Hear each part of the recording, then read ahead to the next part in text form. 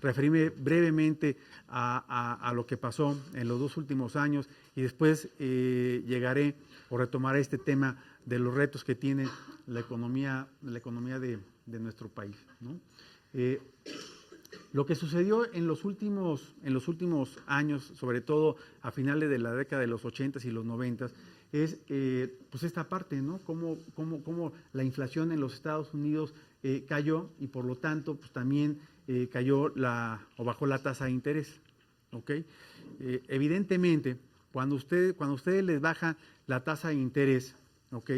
Se enfrentan a una disyuntiva, ¿no? Oye, a ver, ¿meto mi dinero al banco con una tasa de interés del 1% o me lo gasto? ¿No? Claramente, muchos consumidores en Estados Unidos pues decidieron lo segundo, ¿no? O sea, ante un costo de oportunidad tan bajo, una tasa de interés tan baja, lo que decidieron fue ejercer una mayor demanda, ¿ok?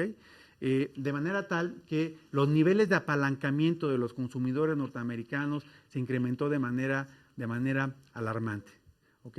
El gran problema vino después, frente a una demanda creciente y excesiva, ¿ok? Entonces la inflación empezó a repuntar, ¿ok? Y en esa misma medida, pues vimos el caso contrario, las tasas de interés empezaron a aumentar también de manera acelerada. Es un problema muy importante. No sé si lo vean, ¿no? Ustedes tenían, véanlo así, ¿no? Ustedes tenían un ingreso de $10,000 al año, ¿ok? Y de esos $10,000 destinaban $1,000 al pago de una hipoteca. ¿Sí lo ven o no? Pero resulta que a la vuelta de 2 o 3 años se quintuplicó este monto que ustedes destinaban al pago de las hipotecas, ¿no? Además hubo una política en los Estados Unidos en donde se incentivó a los norteamericanos a que adquirieran no solamente una, sino 2 o 3 casas, de manera tal que este incremento en la tasa de interés representó un grave problema. Cuando aumenta la tasa de interés, ¿qué es lo que se puede esperar que hubieran hecho los consumidores norteamericanos? Si a ustedes les quintuplican el pago de su hipoteca, ¿qué es lo que hacen? A ver.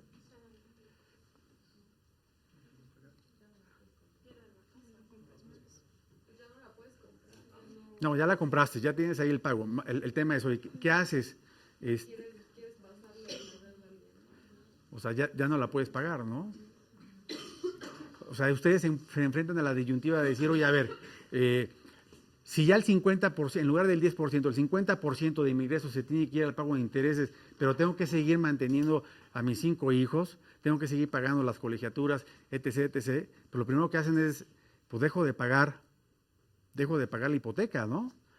Ese fue, al final del día, el problema de la famosísima crisis hipotecaria en los Estados Unidos. Si ustedes se dan cuenta, pues evidentemente cuando se quintuplica la tasa de interés, pues la cartera vencida, que no es otra cosa, el término formal con el cual se expresa toda la gente que no paga sus créditos, ¿no? Y que se va, por lo tanto, a cartera vencida o a cartera incobrable, pues vean ustedes cómo creció de manera alarmante, ¿no? Y entonces, pues los bancos se quedan sin dinero, ¿no? Si ustedes, que son los que le deben de pagar al banco, pues no le pagan, ¿no? Pues entonces el banco se queda sin fondeo. Bueno, esto es en el fondo lo que sucedió con la famosa crisis hipotecaria, ¿no? Quizá ustedes se puedan preguntar, bueno, ¿pero qué tiene que ver la crisis en Estados Unidos con la crisis global? ¿O en qué momento lo que sucedió en Estados Unidos le pegó a todo el mundo? ¿Por qué cuando tuvimos nuestra crisis bancaria en 1995, pues no le pasó nada al mundo? ¿No? Lo chistoso de esto es que los norteamericanos, que son muy inteligentes, pues todos los créditos que estuvieron otorgando los empaquetaron a través de productos financieros altamente sofisticados y se los vendieron a todo el mundo, principalmente a las economías avanzadas, a las europeas, a Inglaterra, a Japón, etcétera, ¿no? Entonces, al final del día, lo que los norteamericanos hicieron fue transferir esos créditos al resto del mundo. Cuando le dejan de pagar a los bancos norteamericanos dejan de pagar los bonos que estaban garantizados con el pago de estas hipotecas. No sé si lo vean, ¿no? Entonces, este problema, que era un problema esencialmente gringo, pues se convierte en un problema de alcance mundial. Sí, ¿cómo te llamas? Daniela. Daniela. Tengo una pregunta acerca del término subprime el nombre de crédito subprime se da a, como usted menciona, cuando a alguien le dan un crédito, se quintuplica la tasa de interés y no lo pueden pagar, o si desde un principio le otorgan ese crédito a alguien que no tiene los requisitos para pagarlo. No sé si me explico. Sí, perfectamente. Mira, el crédito subprime tiene que ver con la categoría en la cual se clasificaba la gente a la que se le otorgaba el crédito. En los Estados Unidos, y en este afán, vean ustedes, cuando la tasa de interés es tan baja, ¿no? Veíamos que la tasa de interés de referencia era del 1%, quiere decir que los bancos no ganaban por el diferencial en la tasa de interés, no sé si lo ven, ¿no? O sea, ganaban más bien por el monto de colocación. ¿Sí lo ven? Es decir, mientras más prestaran, mientras más gente hubiera acreditada, ¿ok? Pues más ganaban. No sé si lo vean. O sea, no ganaban por lo que yo le cobraba a la compañera, sino por lo que le cobraba a todos ustedes. ¿Estamos de acuerdo? Entonces, en ese afán de tener una cartera más amplia, pues fueron relajando más, digamos, el análisis de riesgo, ¿no? Les dan ahí algunos datos para que vean lo que quiere decir el tema subprime. Primero les empezaron a ofrecer, en el tema, lo que se relajó fue el tema de los requisitos, ¿no? Primero se otorgaron créditos a 1 año, después se otorgaron créditos a 10, a 20, a 30 años. 2, se congelaron las tasas de interés para hacerlas más atractivas a los consumidores. 3, se empezaron a otorgar no solamente 1, sino 2 o hasta 3 créditos hipotecarios por persona. Y 4, se llegó al extremo de otorgar créditos hipotecarios. Imagínense ustedes, créditos a 30 años, simplemente presentaron una identificación. Ya no les pedían ni siquiera carta de antigüedad, ni una constancia de percepción, nada. Ustedes llegaban a un banco y presentaban una credencial, y con esa credencial les daban un crédito de 100,000, 200,000, 500,000 dólares a 30 años. O sea, no había un estudio de riesgo. Por lo tanto, con esta gente que era muy vulnerable desde el punto de vista de sus ingresos, en el momento en el que aumenta la tasa de interés, bueno, pues se convierte en una bomba. ¿Sí lo ven? ¿Pero alguna otra duda por allá? Sí, yo tenía una pregunta. Entonces, la crisis se vuelve global porque los bancos en Estados Unidos venden la cartera vencida como bonos de deuda. Okay. El tema es el siguiente. Cuando no era cartera vencida, ¿no? Los norteamericanos se dieron cuenta de que tenían una cantidad de activos muy importantes, que eran todos estos créditos. Entonces, lo que los bancos querían era tener más recursos para seguir prestando. Entonces, ¿cómo te llamas? Metzl. ¿Perdón? Metzl. Metzl. ¿Tú? Rafa. Lo que hacían estos bancos era agarrar los 2 créditos, o los 3 créditos, o los 4 créditos, y lo que decían era, oye, ¿sabes qué? Con estos 4 créditos se los voy a vender, ¿cómo te llamas? Marianela. A Marianela, o sea. Ok. Que no hay Claudia, Sofía, Soanas. Y con los recursos que ella me esté pagando por el bono, pues yo voy a otorgar más créditos. No sé si lo vean, ¿no? El problema es que cuando Rafa me deja de pagar a mí, pues entonces yo le dejo de pagar a ella, y por lo tanto se hace pues, un círculo vicioso, ¿no? El tema por el cual se hizo global es porque los bancos norteamericanos los empaquetaron y los vendieron a otros bancos. Cuando los prestatarios en Estados Unidos dejan de pagar, pues entonces los bancos les dejan de pagar a quienes le vendieron estos bonos. En vez de pagarle a las personas al primer banco con el que había pedido la hipoteca, se la pagaban a otro banco después. Pues, el banco lo que hacía era... O sea, vendían la hipoteca a otro banco y la persona se la tenía que pagar al final a otro banco. Tú le tenías que pagar la hipoteca al banco, ¿no? Y el banco, con esos intereses, con lo que tú le pagabas al banco, pagaba los intereses de los bonos que vendías. Si tú le dejas de pagar al banco, el banco le deja de pagar también a quien te compró ese bono, ¿no? Entonces hizo ahí todo un relajo, ¿sí? ¿Cómo te llamas? Claudia, Ana.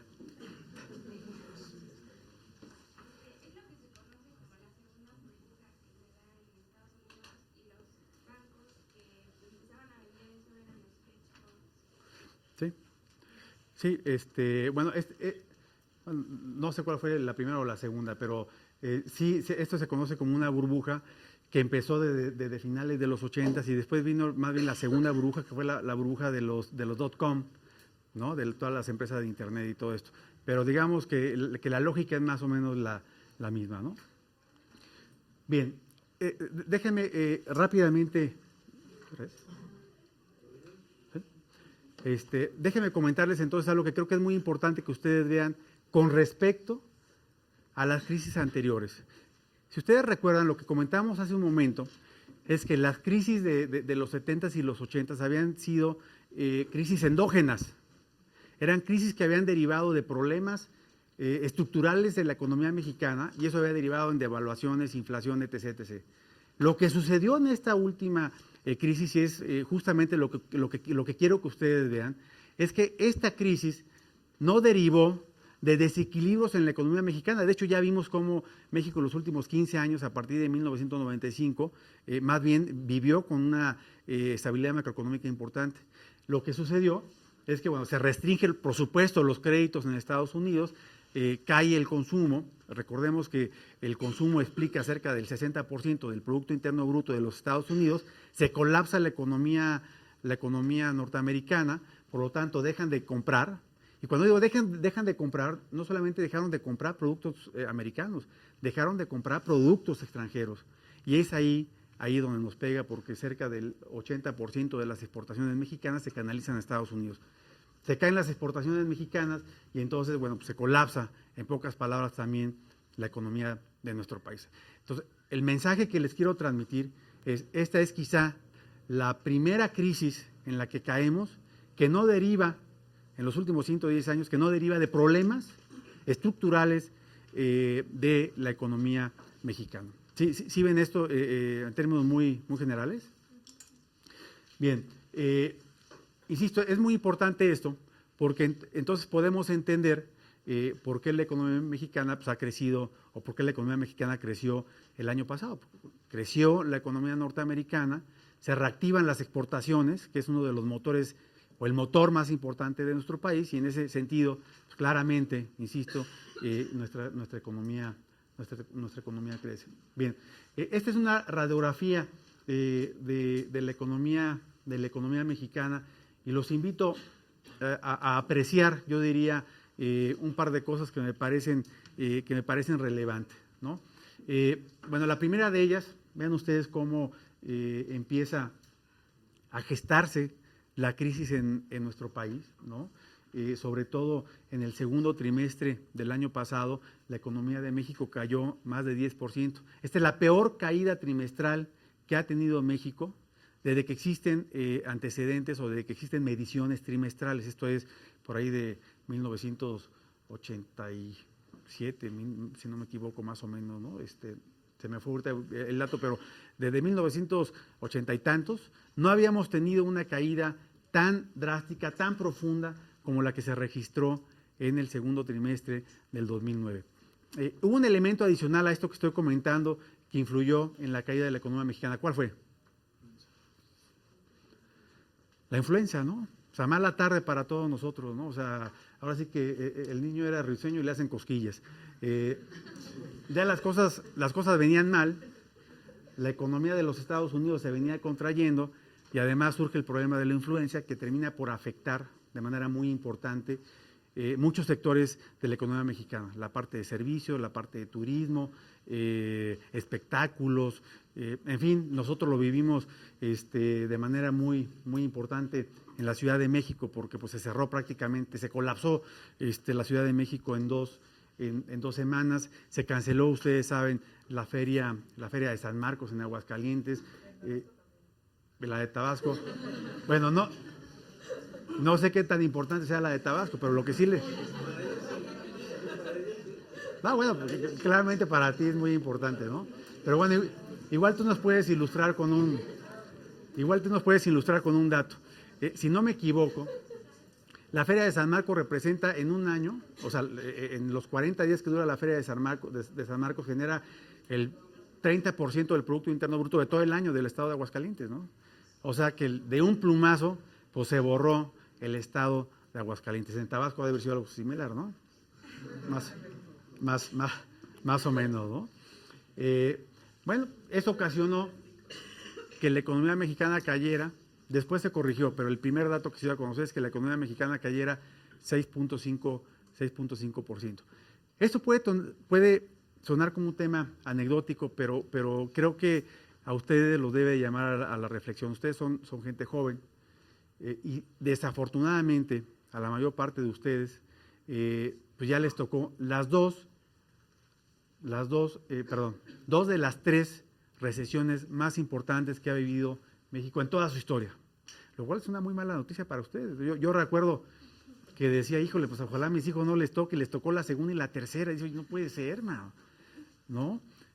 Bueno, y a la gente un poquito mayorcita, como yo, pues nos ha tocado desde los 70, ¿no? O sea, a mi generación nos han tundido con las crisis de una manera impresionante, ¿no?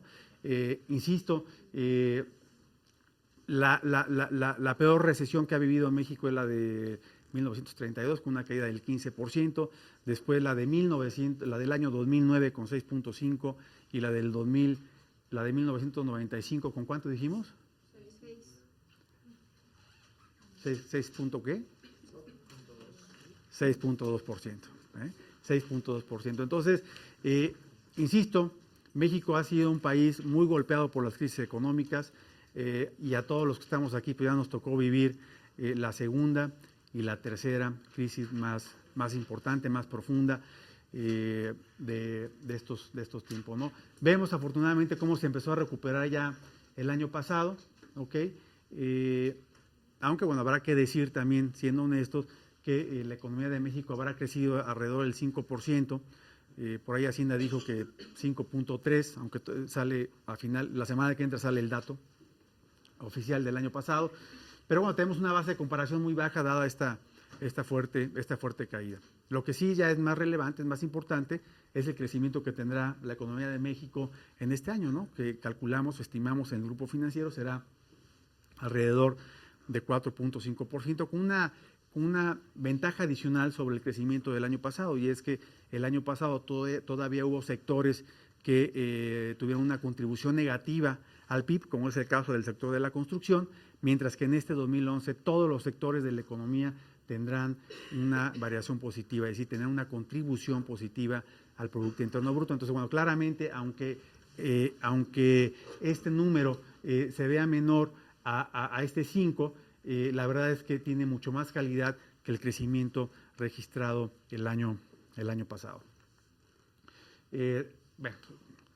Vean ustedes lo que ha pasado con las exportaciones el año pasado, ¿no? Un crecimiento impresionante. De hecho, el año pasado se lograron las tasas de crecimiento en exportaciones más importantes en la historia de nuestro país. Se presentó a finales del año pasado una desaceleración importante en las exportaciones, dada esta menor actividad económica en los Estados Unidos. Esperamos, por los últimos paquetes que se aprobaron el año pasado, que esta actividad, que la actividad exportadora repunte, que por lo tanto tenga una contribución más importante de la estimada inicialmente. Déjenme comentar uno de los grandes problemas que tiene el mundo.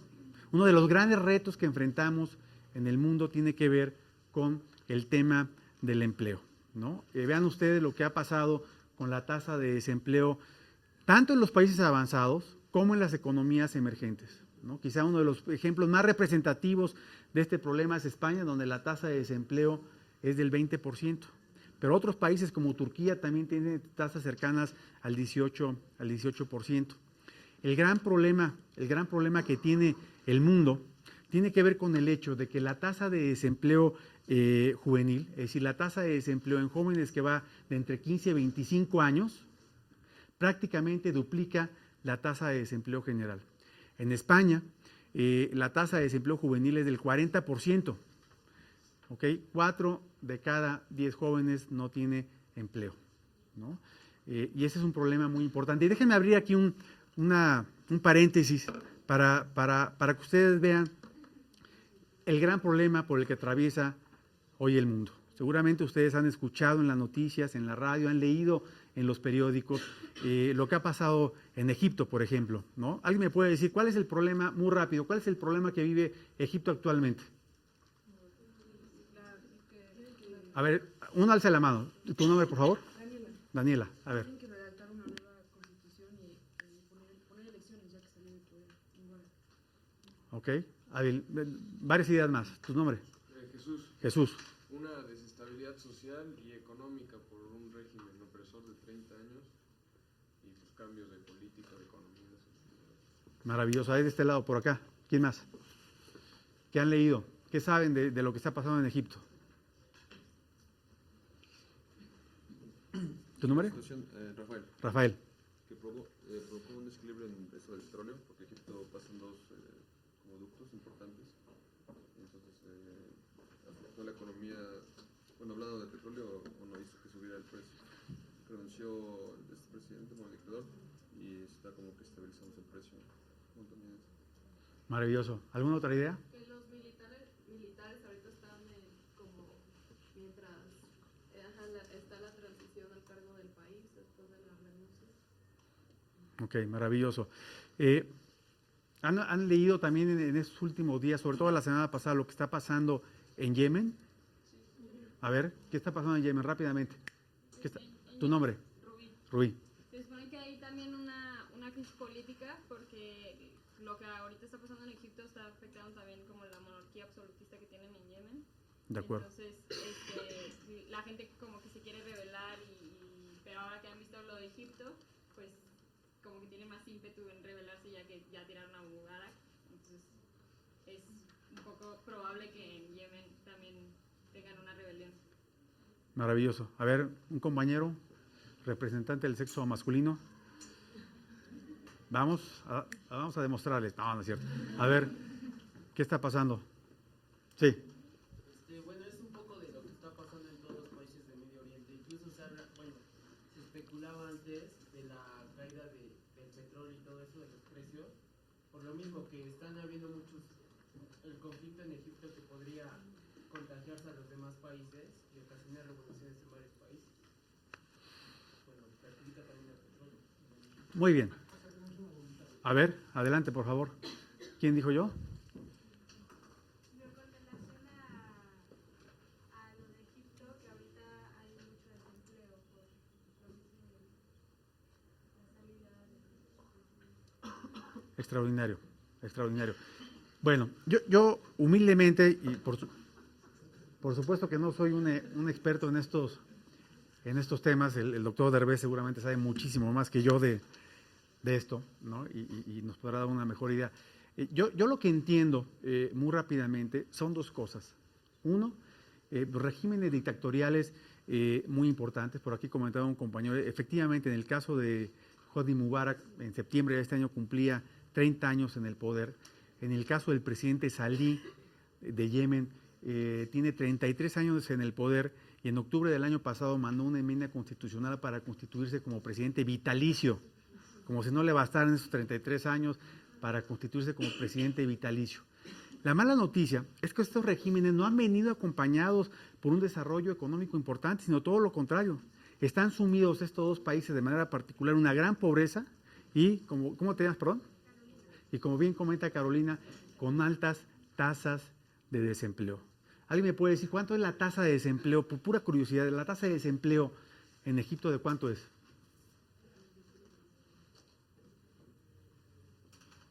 Del 10%, ¿ok? La general. ¿De cuánto creen ustedes que sea la tasa de desempleo en Yemen?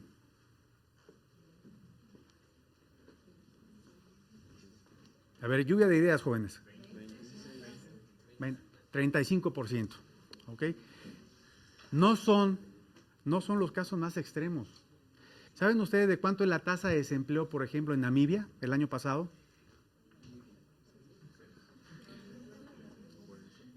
¿Cuánto? 40, ¿no? 55%. Pero eso no es todo. Si creen que este es un caso extremo, ¿saben de cuánto es la tasa de desempleo en Zimbabue? ¿En 2010? 80, ¿no? ¿Quién da más? 95%. Sí, nadie trabaja. 95%.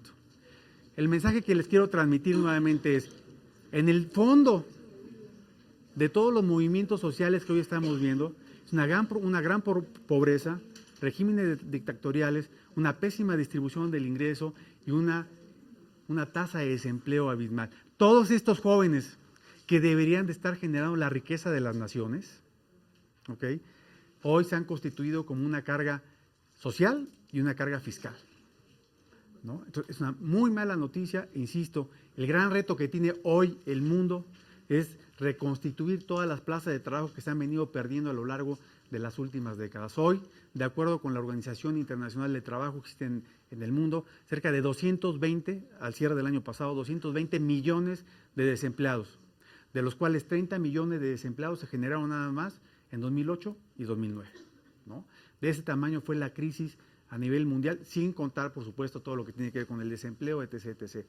Pero bueno, me parece, comentábamos ayer y hoy con el doctor Derbez, pues todos estos temas de violencia, ¿no?, de narcotráfico, etc., etc., y me parece, ¿no?, que una de las aristas por las cuales habría que atacar este problema, pues es precisamente por aquí, por el tema del desempleo, ¿no? Es decir, si una persona, si un joven que deja de estudiar no encuentra empleo en 5 meses, bueno, claramente se va a dedicar a otra cosa, ¿no?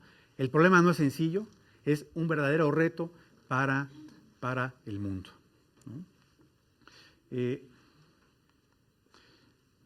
No me detengo demasiado en este tema. En México el año pasado creamos 730,000 plazas de trabajo, este año estimamos que van a ser 480,000. Esta generación de nuevos empleos es importante, es la más grande que hemos tenido en nuestro país en los últimos 14 años, ¿ok?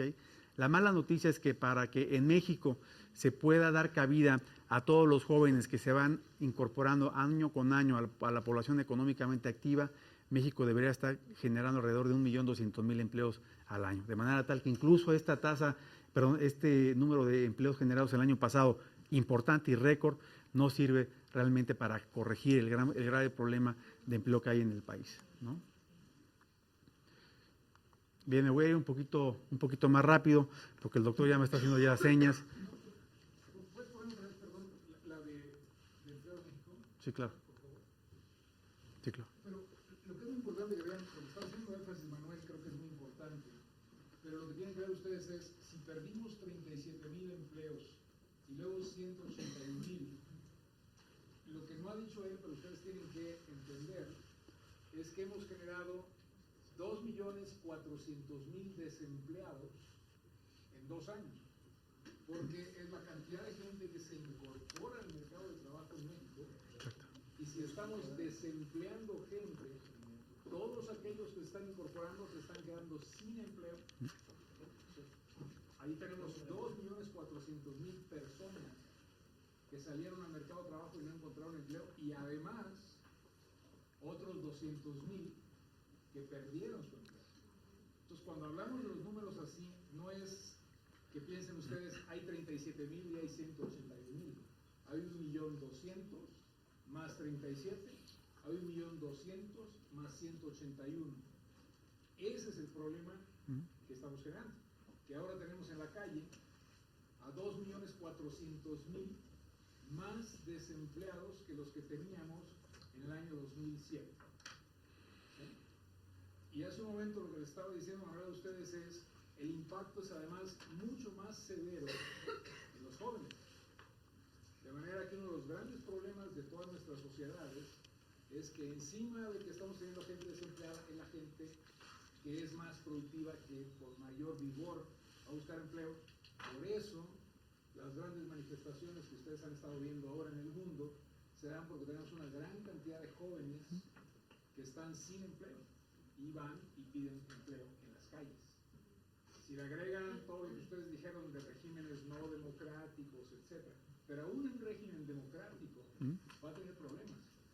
Un país como el nuestro, si no empieza a generar 1,200,000, tiene un gran problema, que es, hay mucha gente que de cualquier manera, a pesar de que tenemos una democracia, siente que no está obteniendo ningún beneficio a la democracia. Y ese es el riesgo. Por ahí tienes una pregunta.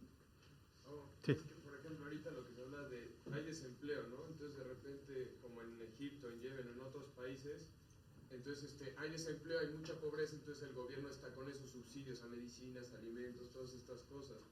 Viene la crisis del 2008, el gobierno ya no puede cumplir con los subsidios dan subsidios al pan, el alimento sube, y entonces es cuando toda la gente también como que se complica, además de estas reelecciones y regímenes dictatoriales.